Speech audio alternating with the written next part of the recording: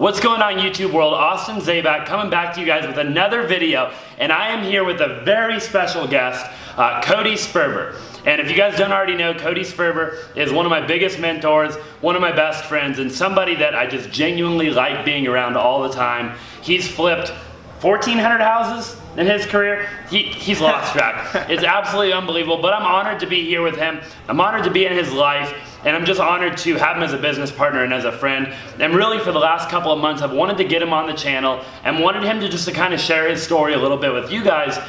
You know, obviously I'm a real estate agent, but I didn't start off as a real estate agent. I started out as, you know, wholesaling a bunch of real estate. We were doing a ton of deals, and became an agent, and really, you know, it's just been uphill from there, and now we kind of do a little bit of everything. So I'm going to kind of turn it over to him, but I really want him just to share his story with you guys, and just kind of do a back and forth interview and take it from there. Dude, love it. Yeah, love it. Well, first off, what's going on, guys? I'm not normally cool on YouTube like this, you know, so I'm pretty excited that Austin's going to have me on his channel. For those of you that don't know me, my name is Cody Sperber. I'm the CEO and founder of a company called Clever Investor.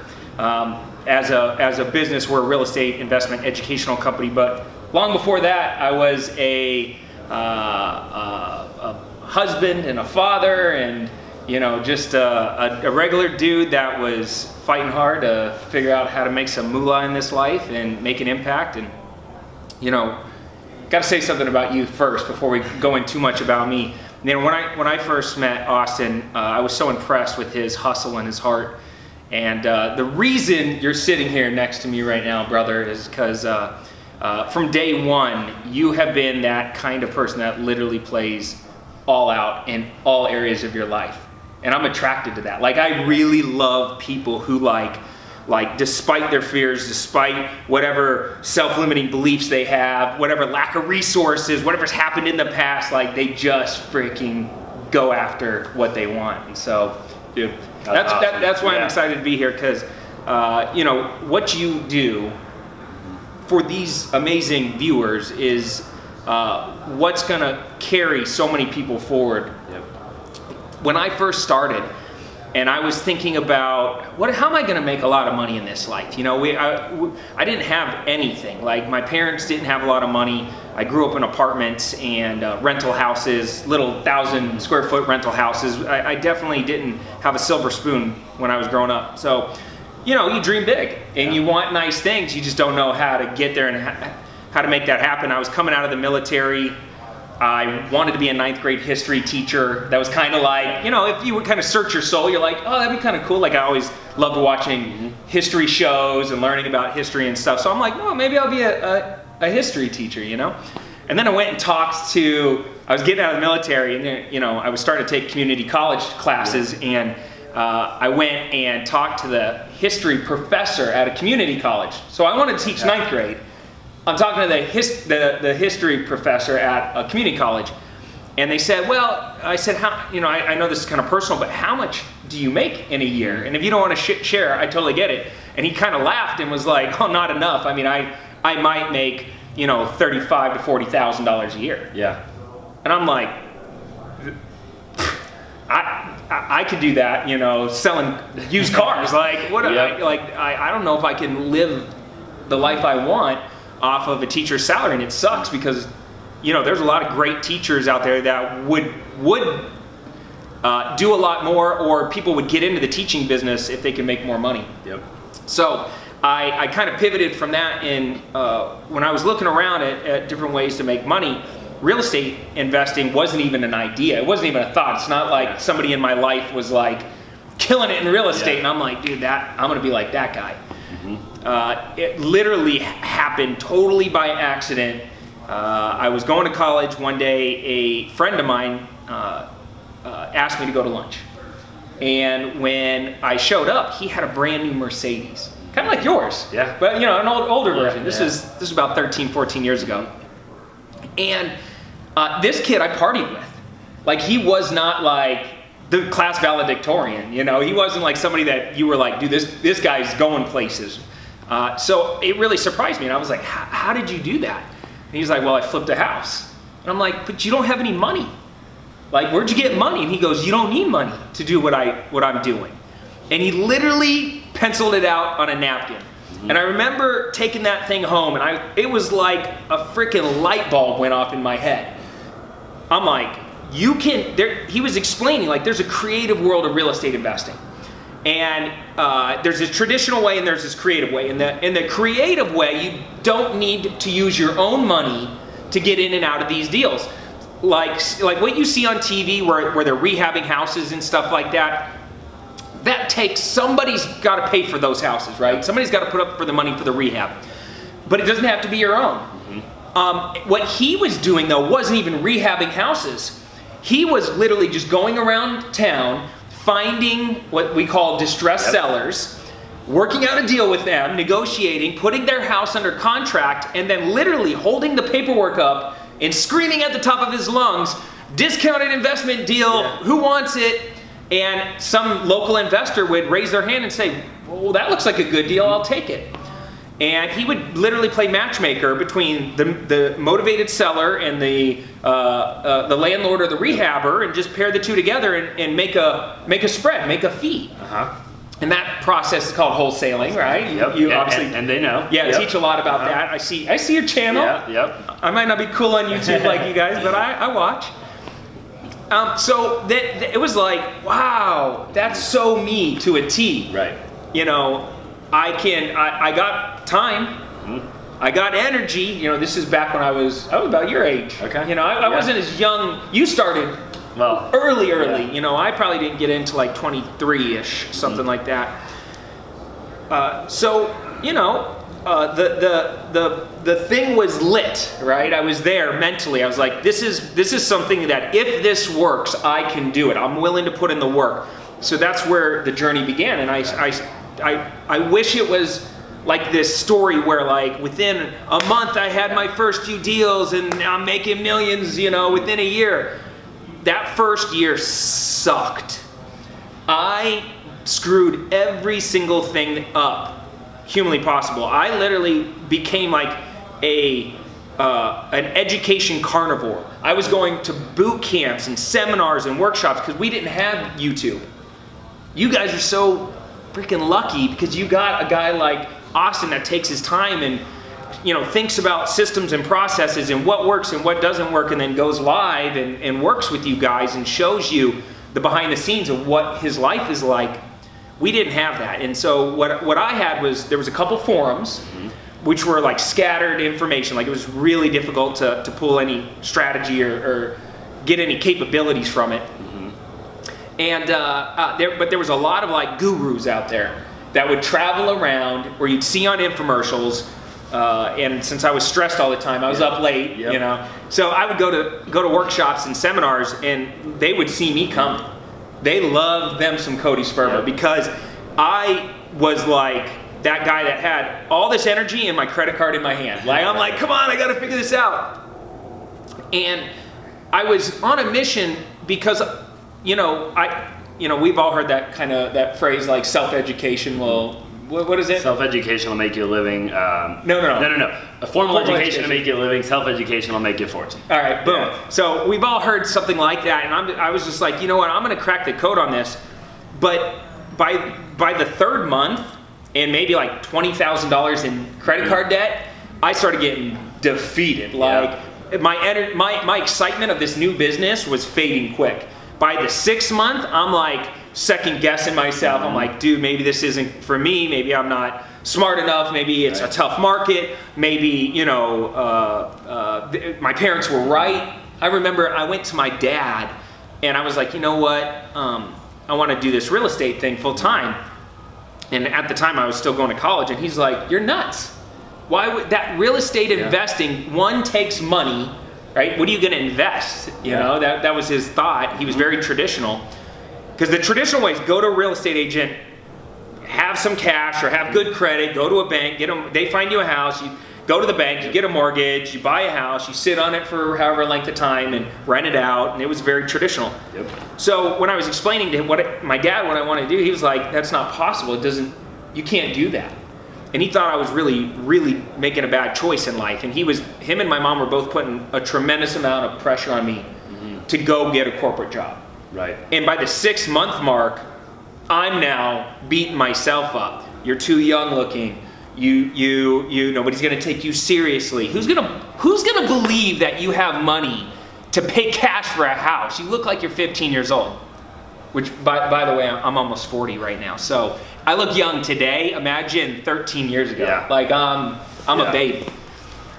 And so you find yourself in this place where the entrepreneurial spirit is getting crushed. But there's something deep inside. Yep. It's this part of you that has this hope. And you kind of are, like every time you get to that really weak place, and we all get there, yep. There's this part of you that like visualizes your life a year from now, 5 years from now, 10 years from now, and you're like, what's gonna change or what's gonna happen to me if I quit today? Yep. If I settle? If I keep blaming the economy or the politicians or my parents or my lack of resources or whatever, if I become a victim, where am I going to be a year or 5 years from now? We have this conversation all the time. Yeah. And you have this little bit of hope that you hold on to, and so it's like, all right, I'm going to go another week. I didn't know, I couldn't give myself another year, but I was like, I could give another week. And I just kept hitting roadblocks. At the 9 month mark, I quit. And I threw in the towel. And I went and got a job as a bookkeeper, which I don't know anything about bookkeeping, but it was a job ad. I needed money. It was like, I'll take it. And the reason I took that job is because the dude who put out the ad was a real estate developer. Okay. So I was trying desperately in the back of my head to like at least stay connected to this idea of being in the real estate business. So I show up on the job, start doing his books. He teaches me what to do. And by 2 months in, I'm freaking miserable. Yep. Every day I'm getting madder and madder because I'm sitting in like I lived over, in the East Valley, so I had to drive to downtown Phoenix. That was like a 45 minute to an hour and 15 minute commute every single day. So I'm in traffic, then I get to my cubicle, then I do my thing. It was like the stereotypical thing you hear where it's like, don't build somebody else's dream, go build your own. So here I am, replaying in my head, you're a quitter, you should never have quit, this job sucks, this guy's not nice to you, and I'm watching the money go in and out because I'm the bookkeeper. Right. And I'm like, this guy is like, to me, and no, I hope he's not watching, but I was like, this guy's kind of a bozo. Like, there's no way he's doing it, and I can't do it. Yeah. So I'm watching the money come in and out, and by the 90-day mark, my lunch hour gets a little longer. I'm ducking in a little later. I'm skirting out a little earlier. Yeah. It's like I'm the worst employee on planet Earth because I didn't love what I was doing, and I was resentful. And so I start complaining more and more to my fiance at the time, Shannon, who's now my wife. And after maybe a couple weeks of me complaining, she finally put her foot down and she literally grabbed me and shook me and was like, listen, buddy, I'm not gonna marry a dude who's like a loser. I'm not gonna marry a complainer and a whiner. Like, you gotta be able to provide for us. So figure this out. Either find a job that you like or go do your real estate shit. Like, figure it out. And I was like, right around that time, I'm kind of starting to think like, well, maybe I could get back into the business. And my good friend Zach, who just is a sweetheart of a person. He now runs a big charity called Hug It Forward, and they build bottle schools in third world countries out of trash. Just that kind of guy. Like, he runs just real giving. He came to me and he saw that I was struggling, and he was like, hey, listen, I want to take you to this seminar in San Francisco. It's put on by this guy named Jack Miller, and I know, don't say anything because I know you're going to say no. But he's a real estate guy, but he's different than all the other ones. And I was like, nah, I don't know if I want to do that, man. Like, there was a part of me that was scared if I failed again, that I'd never be able to recover. And he was persistent. He said, dude, this is going to change your life, man. Don't allow your past baggage to come into your future relationships. Yep. Stay open. Don't be that victim. And so I was like, you know what? Screw it. A trip with my friend. If that's all that comes out of it, then I'm in.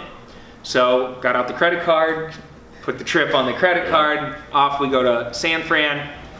And when I walked into that room and I saw the Jack Miller group, I was blown away. I knew within seconds, it was like, boom, that this was different. This is where I was supposed to be. These guys were the real deal. And they were from all age ranges, but as I looked at Jack up at the podium, and Jack passed away a few years ago, he was a special person. Yeah. When I looked at Jack at the podium telling his war stories, and I looked at the crowd, and there was about 350 people at the time. Half of them were the real estate gurus that I saw on TV, frantically taking notes. And I was like, dang, like this guy must be really valuable. And so hung out there, and at the lunch break, I went to the bar to have some lunch, and sitting there was this old timer. And he had his Adidas sweatpants pulled up to like his navels, like it was like so high, and he had a polo shirt tucked into it, and it's like all like, you can tell it like he got it right out of the dryer. The polo shirt with like the collar, it's all. So he just was super disheveled, and I'm sitting there talking to him at the bar, and he said his name was Lyle, and we start chopping it up, and I find out that he has a summer or winter home in Arizona. And so during the summer when it's hot here, he's what's called a snowbird. So he would leave and go back to Colorado during the summer and then come back in the winter. And this guy was old school, wise, multi-millionaire. And we just really clicked. And by the end of the lunch, I hired Lyle to be my first mentor. And for like a year and a half, me and him worked together just really, really close. I would literally go over to his house and I would sit there and he'd have this old rickety whiteboard. Like he was the richest, cheapest dude you've ever met. Like he drove an old beat up Chrysler with like a steering wheel with duct tape on it. And like he would complain that his tires were getting bald and that he had to buy tires. But he has like crazy, $20 million in his self-directed Roth. Like he was just that weird old dude that. But and he was like fax machine old, Me, I was like, okay, let's figure out tech and let's figure out systems and processes. And he made me go buy a fax machine because that's how he wanted to communicate with me. He wouldn't use email and stuff. So anyway, I'm sitting there. He's on his rickety old whiteboard and he's just schooling me things that you can't learn in a book that take years, decades of learning. He's just giving it to me, you know? Yep. And it made the difference. It was the moment where that hope grew, and I was like, you know what, I could do this business. So by the end of that first year, I started getting some deal flow, things started clicking. By the end of the second year, we were killing it. I became a millionaire by age 28, multi-millionaire by age 30. It's now been 13 years. I've done over 1,000 deals. In 2010, I started building software and different tools for my own real estate investing business. And at that time, everybody was coming up to me because I was one of the largest investors here in Arizona. And people would come up to me and say, well, how do you do what you do? You get that all the time, How do you do what you do? And the teacher part of me started coming out. And I really enjoyed showing my friends and family what I was doing. And because I was in the military, I got really used to the idea of systematizing and organizing things. That way you can remove yourself from the part of the process where it's not within your core competency or it's not something you enjoy doing, and you can focus on your core competencies, the big ticket items. Maybe closing the deal or raising the private capital or, meeting guys like you and structuring business deals. whatever those big things that you can't really outsource are. And I stopped doing things like putting out the marketing, taking the incoming calls, running comps and doing analysis, inputting data into spreadsheets. I hired people for that. And so the military helped me with that. And so I was killing it in the business. We were making multiple millions of dollars a year. And I was helping friends and family. They started having success. And I was like, you know what? Maybe I can actually make a business out of this. Everybody says teach what you love and you'll get even better at it. And so I'm like, I wonder if people will pay me for this. And Clever Investor was born out of, finally one day I leaned in on somebody and I just said, look, what I'm about to teach you is going to make you a millionaire if you follow the recipe. Pay me a couple grand and I'll work with you for a little bit. And it wasn't even, they didn't even blink their eye. They were like, okay, here's the money. Because they're smart, and so I started taking on some clients, consulting them, just like a little side hustle. And I really, really enjoyed it. When you're doing real estate, you know this. There's a high when you're doing a real estate deal. It's like an addiction. It's a drug. The dopamine gets released. And when you get that freaking yes, and you're driving and you're like working the deal and you're finding the hidden profit centers and things start happening, and you know that you're creating it all because of your specialized knowledge up here, it's the best feeling in the world. I get that same feeling whether I'm doing a deal or I'm helping you do a deal. And when you find yourself in a position where you can make a lot of money and help other people achieve their dreams, it's complete life-changing. So Clever was born, and we were in a room probably the size of my current, conference room behind us. And we had the Kia desks, we put them together, lugged them up the stairs, and I think rent was like $250, $300 a month. Like we were just scraping by trying to get this business off the ground. And by the next year, I had maybe 15, 20 people working with me.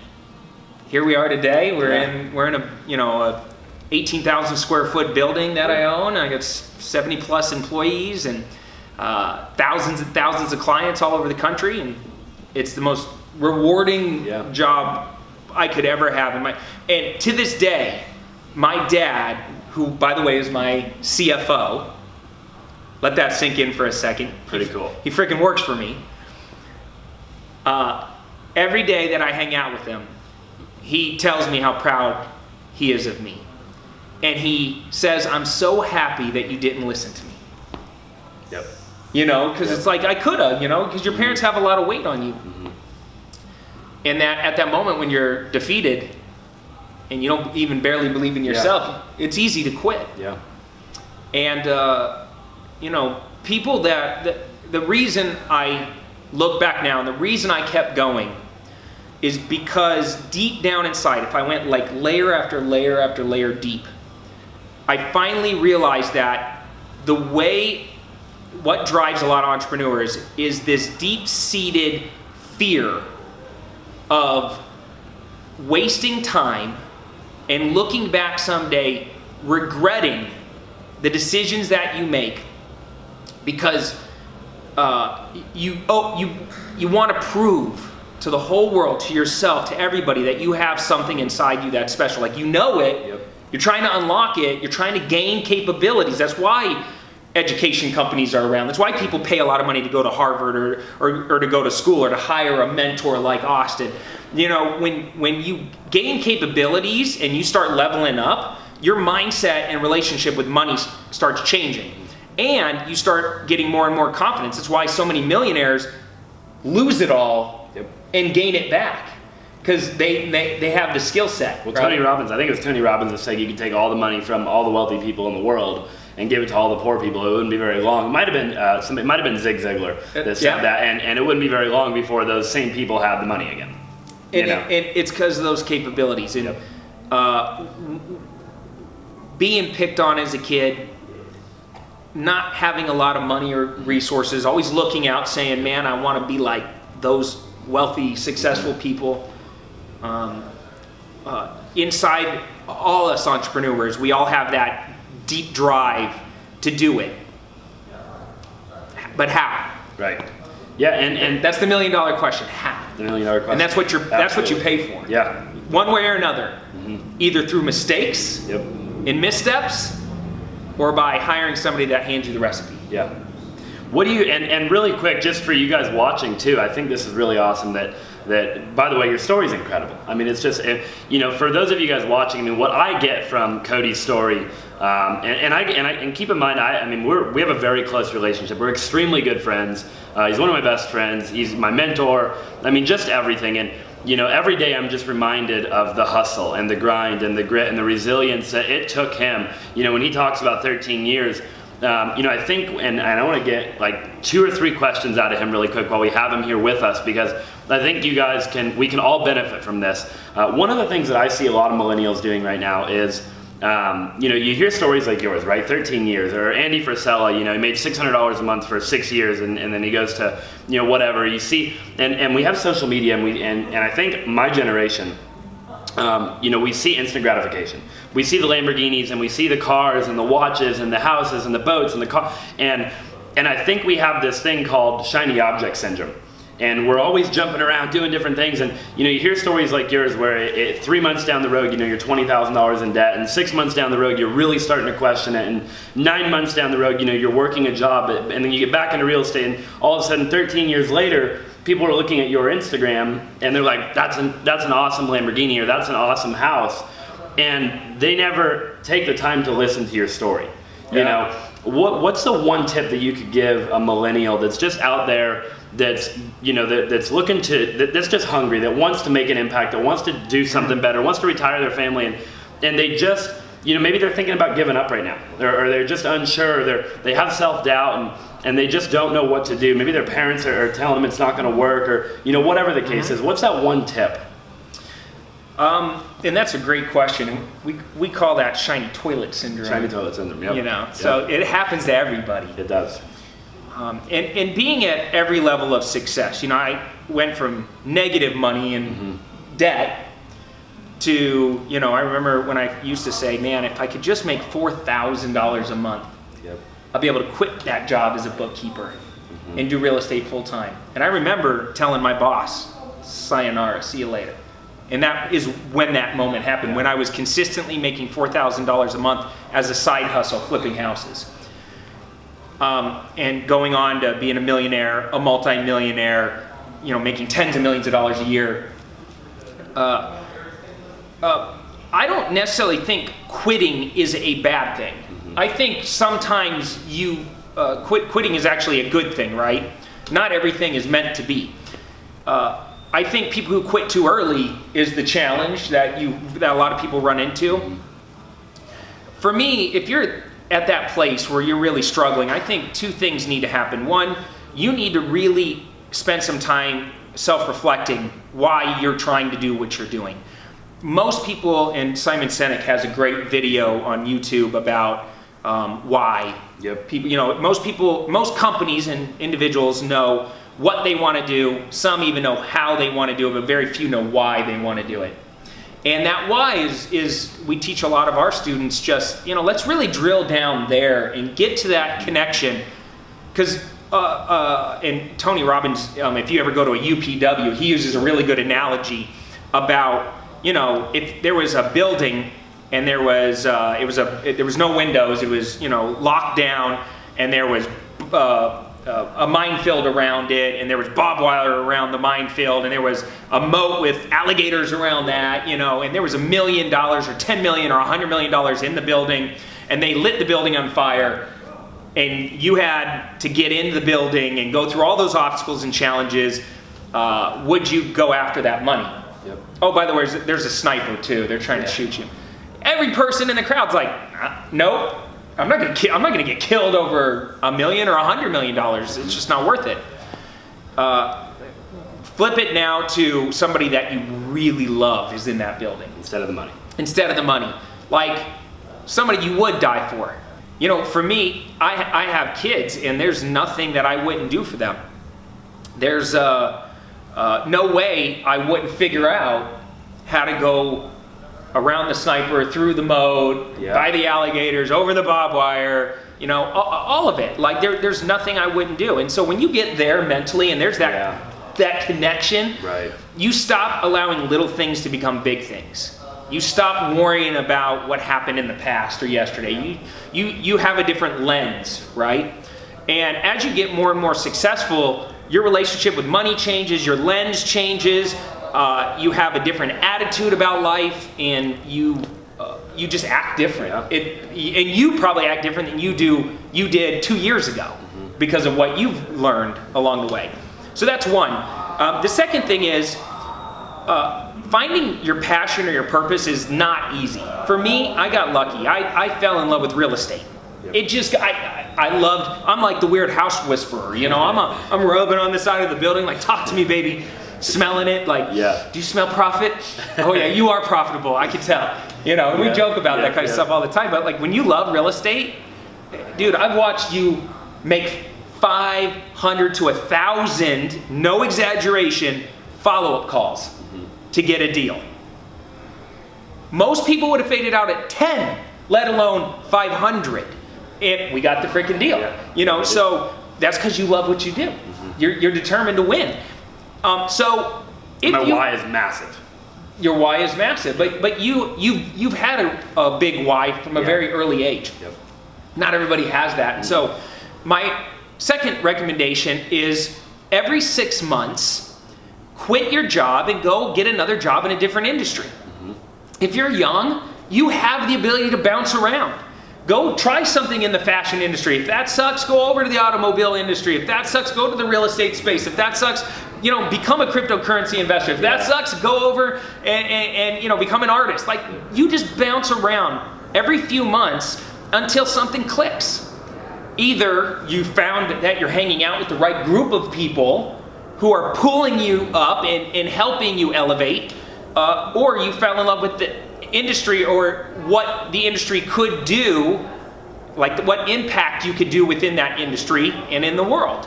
When you get there, you're gonna fight through it because it's gonna take 3 to 5 years.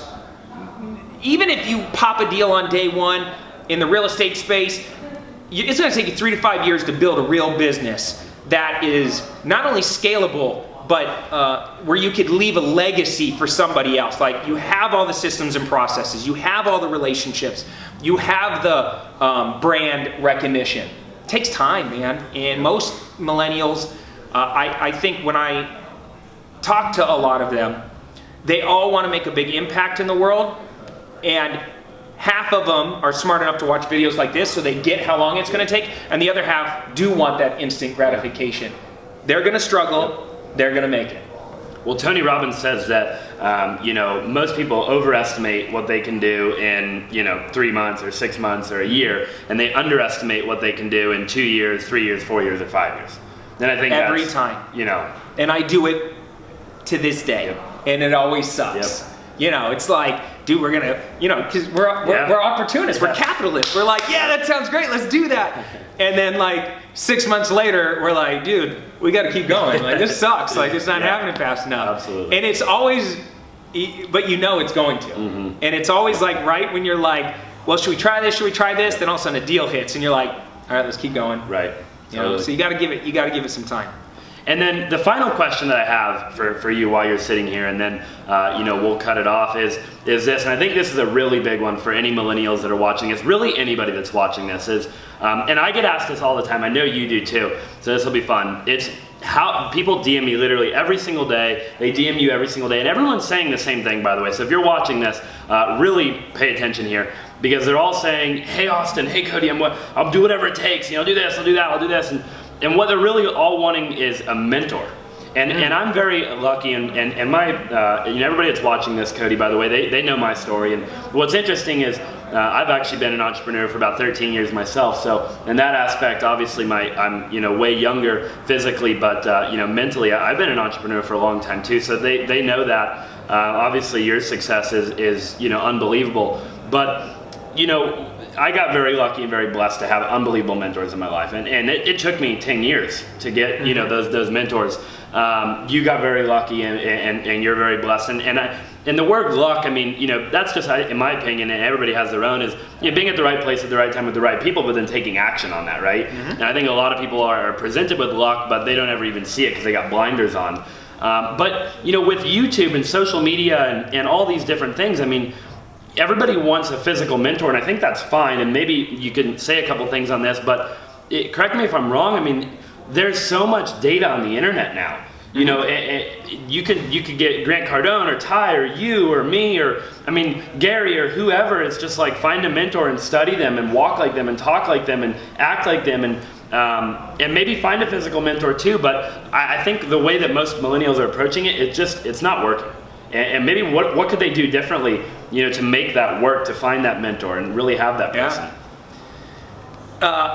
First off, the word mentor has just become popular in like the last like 10, 15 years. Like back in the day, you know, if you had a coach, you played sports and you had a coach, right? You would always kind of look at them like they're wiser. They must, you know something more than you. You're young, they're older, right? Nowadays, I think the context of a mentor has changed dramatically because of social media and the internet.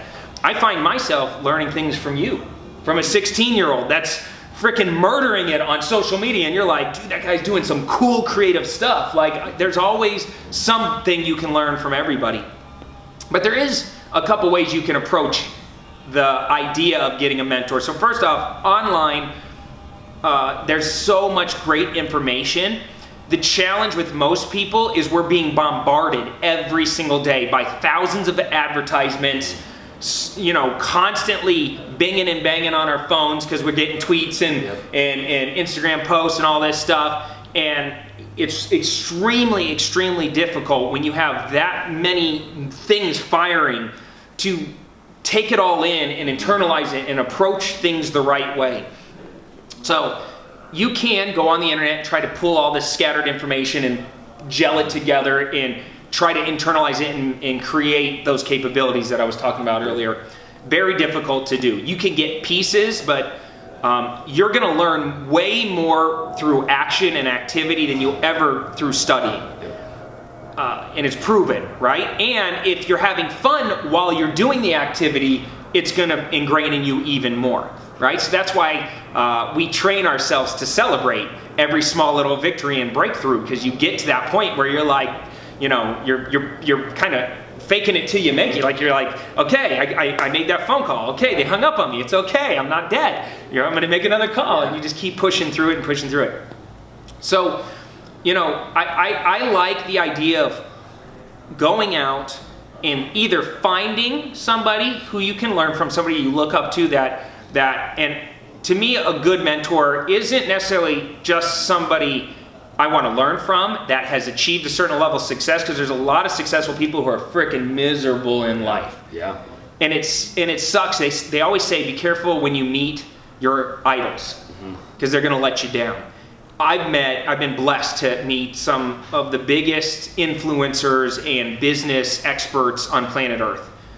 A lot of them behind the scenes are just not who you thought they were. Yeah. And it sucks, because it really does screw your head up. Yep. But when you find somebody that not only can teach you something, but lives the lifestyle that you want, has the integrity that you admire, has a good, has a good family or a good home life, and they really have good values and morals and stuff like that, that to me is a real mentor. Yeah.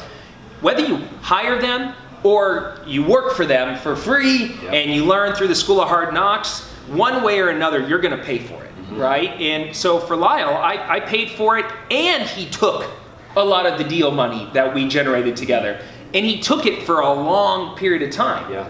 All right, so my education cost me hundreds and hundreds and hundreds and hundreds of thousands of dollars, not only in me just giving him money, but then through deal flow. Now I run Clever Investor. We have mentoring, we have education we sell. I think people who cut checks to solve problems in their life are smart. They want a shortcut, they want a proven recipe. No different than if I went to McDonald's and said, I want the formula for your to be a franchisee. I want the formula for success. I want the branding. I want all the systems and processes. I want the recipe to bake the cake. And now it's so cool because as, you know, Lyle retired, I stepped into his shoes, and now here I am, and the new generation is coming up. And I'm looking at guys like you, and I'm like in awe because I'm like, wow, these millennials, they're murdering it. They got all this heart, all this hustle, they got huge ambition, they got great attitudes, they're using tools and technology that I've never had my whole career up until lately, and their opportunities ahead of them to change the world are way greater than anything I've ever experienced in my generation. So I'm now feeling like you come in here, and we said this the other day, you come in here and go, dude, I feel so grateful I get to hang out with you and be part of this and be around this environment. And I'm saying to you, dude, I'm so grateful I get to hang around you because you keep me relevant. You show me things that I can't find with my group of friends. You're teaching me and pushing me to be better on so many different levels when it comes to marketing or real estate investing. I'm like the old dude that's getting put out to pasture, and you're taking the spot, and it's so cool to see. And someday, somebody watching this is going to do it. Absolutely. You know, true. Yeah. do it to you. Yeah. And it's going to, the cycle just keeps going. Yeah, that's awesome. And that takes so much humbleness, by the way. You know, but there's a lot of successful people that aren't willing to say that, so it's really cool. You know, they're not willing to see that the new generation is what the next big thing, you know, and is coming in to take over. Us old guys are screwed if we don't leverage and utilize the youth's energy and mindset. Absolutely. They're going to run circles around us, and you'll outmaneuver all the competition with what you guys are capable of doing. We can't keep up. Yeah. You know, we can't keep up unless we leverage it. That's awesome. Well, guys, that's all we have for you. Unless you have one more final thought or saying or anything here. This has been cool. Now, does this mean I'm officially cool on YouTube you're now? You're officially cool on YouTube. Well, you have more subscribers than I do, so. But I'm gonna catch up. We're coming. I don't even know how I got subscribers on YouTube. But you know, Instagram. I put some energy into Instagram. Yeah. Maybe they follow you. fell over from there Instagram. You go. But well, it's been a pleasure. I appreciate you being here with me on the channel, and you know, for all you guys that are watching, obviously, if you haven't already, make sure you subscribe. Smash that subscribe button. Turn on that notification bell so you see the next time I'm uploading. And let me know. Drop in the comments below if you guys liked this. You know, if you guys like, you know, me bringing other people on the channel, and definitely try to do more of that. You know, whatever it is that you guys want is what I want to bring to you. So with that, Cody, I really appreciate it. And I think the final tip, again, guys, is just go out there and do whatever it takes. You know, it sounds so simple, and it's just so true. So many people just aren't willing to do what it takes, and just stick with it.